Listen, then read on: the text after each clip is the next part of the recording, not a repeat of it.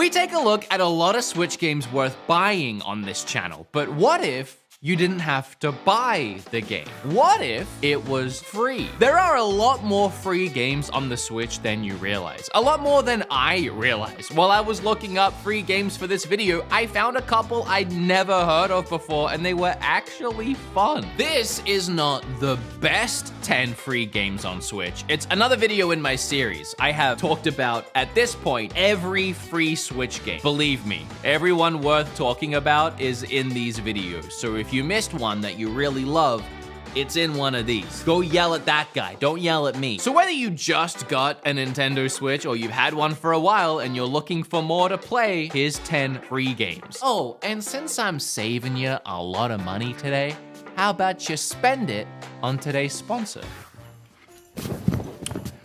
Hi, and happy holidays.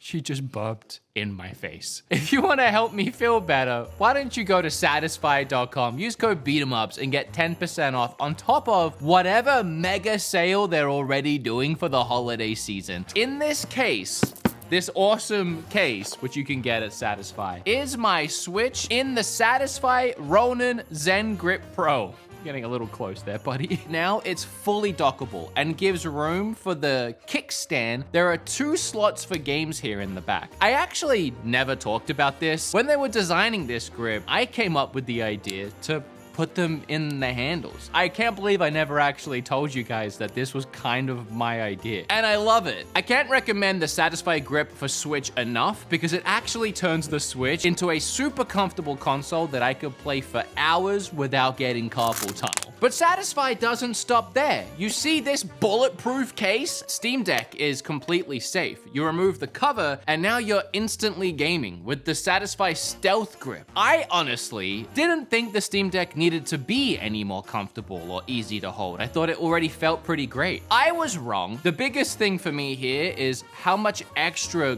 girth and grip it gives the handles of the Steam Deck. And it's also textured in a way that makes it really easy to grip and hold. It also feels really quality. It kind of feels tactical. Also dockable. If there's one thing Satisfy knows, it's comfort and practicality. They're both perfect gifts for the holiday season. Links down below. Use code BEATEMUPS to grab some and stick them under your Christmas tree. But let's put the Steam Deck down for now and go back to talking about these free Switch games. My Hero Ultra Rumble released on Switch recently and finally answered the question, do we need every franchise ever creating a battle royale of its property? No. To be honest, it's really not that bad. I kind of liked it. This concept actually makes sense here. A large focus on the manga and anime revolved around the big school competitions where the students would get locked into an arena and forced to battle it out until one team remains. On Switch, it's a little clunky. Low frame rates and less than optimal resolution, but it does play. There's a bunch of heroes and villains to play as. Each have their own abilities and play styles. Other than the menus, which look a bit cheapy and mobile gamey, everything else feels pretty well produced. I particularly like picking a spot on the map at the start to spawn at and then having the game zoom in from the map to your character in real time. Also, the attention to detail in each character's outfit selections and unique emotes. There's a ton of voice lines and quips from the characters, and I don't know if it's the original voice actors, but as far as I could tell, they all sounded pretty good. As you play, you collect loot to power up your abilities to higher levels so they do more damage. You can also go plus ultra. I don't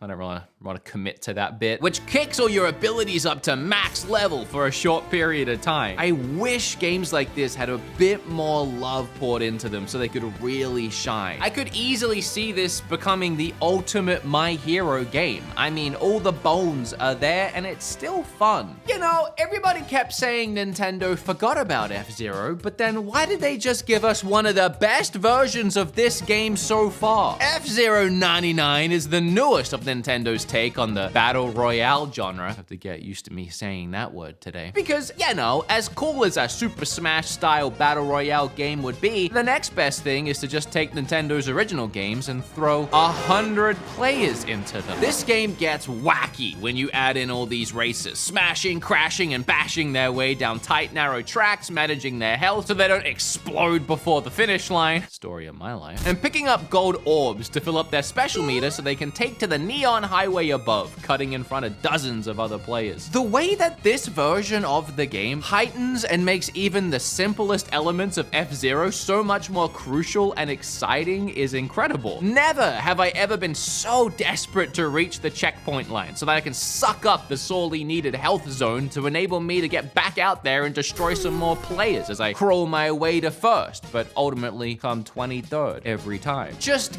get it while the getting's good, because Nintendo has a habit of ripping away these 99 games from us as quickly as they give it to us. And speaking of, let's drop off about 65 digits and talk about Mario 35. I had to do some quick math there.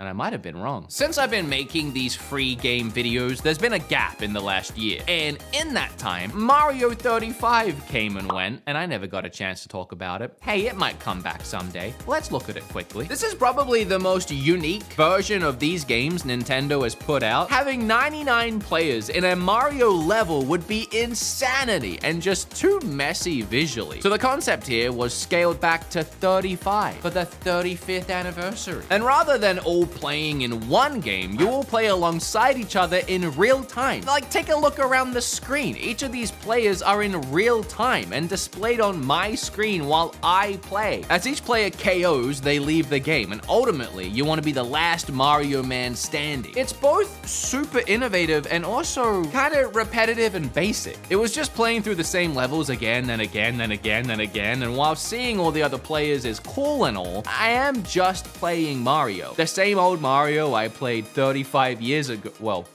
I mean, I guess 33 for me. Wow, that really blows my mind, actually. I'm so old. I hope they bring this one back at some point, even if it's just for a week or so. Oh, you know what other game came out and then ironically fell off in the last year and a half since I've been making these videos? Fall Guys. But that doesn't mean it's not still a super fun and wacky game with a huge player base. I played a lot of free games for this video, and it was nice to get into matches in Fall Guys because I played this one called Super One Punch Man or something. It's essentially a Fall Guys clone with punching, and I could not find one other player in the world to play with me. So it's nice to know you can always load up the fallen fellas and start flopping around with the other jelly folk. It seems silly to talk about what this game is, like any of you haven't been on Earth the last couple of years. Fall Guys is, you guessed it, a battle royale, but there's definitely a spin on this one that makes it a way more unique. You play through multiple stages of mini-game type modes, trying to outlast and survive the other players. This typically means racing to the finish line through a Wipeout-inspired obstacle course, staying in certain zones to score points, and the most common, trying not to fall off stuff. I mean, think Squid Games in real life, although that's already been done by Mr. Beast and now Netflix. Kim and I watched that.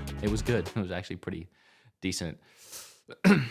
Definitely one of the more quality free titles for sure, and it doesn't prey too harshly on people for microtransactions. The only thing off about the Switch version is they did some trickery to get it to work on the console, and all the other players look like they're moving at about 5 frames a second. Whatever works, I guess. I am not big into kart races. Like, I'll play Mario Kart, that game's sick. But all these clone kart racing games, I usually avoid like the plague. I had to play this one for the video, and I was actually kind of impressed. Disney Speedstorm comes as close to capturing the feel of Mario Kart 8 without actually being Mario Kart 8. It's got the racing, the drifting, the speed, the power-ups, random characters from Disney lore, like Elizabeth Swan. It plays out like any other Mario Kart clone, but featuring the Disney characters and maps. I'm a little shocked they went for such a gritty F1 racing type feel and not all super light and bubbly Disney. I would have preferred to feel like I was racing around Disney World. But then again, the Pirates of the Caribbean course looks pretty incredible and the music absolutely slaps. I will say, for microtransactions, oh, we've got the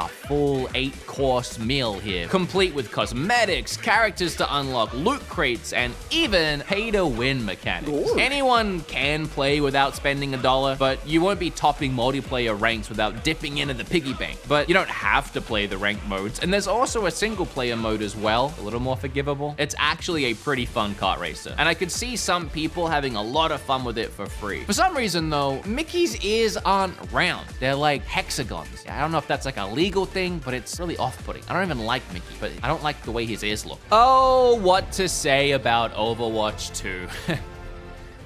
No, really, what do I say? But what's more important than the fact that the developers at Blizzard crammed some extra content into the base game DLC style and then updated the title to add a number 2 in it, is that when they did so, they also made the game free. So while Overwatch 1 was a full price $60 game on the Switch, if you just held out a little while, you could have got it for free. This is easily one of my favorite ports on the Switch because it's essentially flawless. The only thing it's missing is about, I don't know, 30 frames. But even still, it plays buttery smooth, easy to control, and thanks to the already somewhat cel-shaded, cartoony visuals, it's not too bad on the eyes when you cram it down onto the Switch's 720p screen. And I thought explaining Fall Guys was redundant.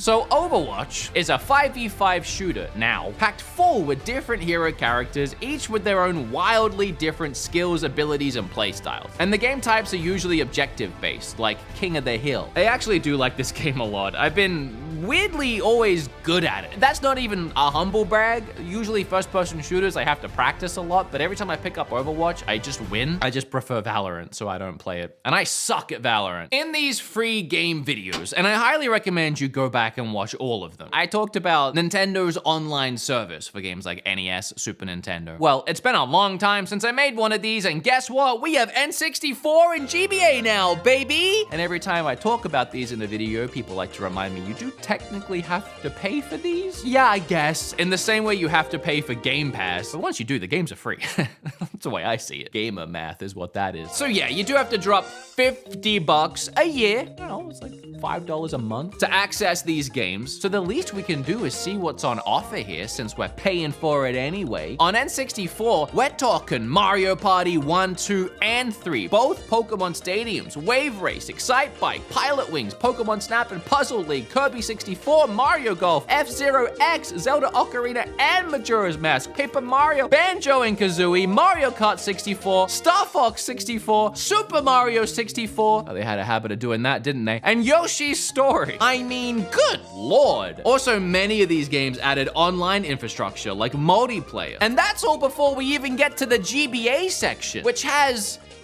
well, to be frank, a lot less. But still good. I mean, we got Mario Kart Circuit, Mario Bros. 3, WarioWare, Zelda Minish Cap, Mario and Luigi Superstar Saga, Super Mario World, Yoshi's Island, Metroid Fusion, Fire Emblem, and whatever Kirby and the Amazing Mirror might be. I got a question, Nintendo. Where the heck is Golden Sun? You promised Golden Sun, son. Where is it?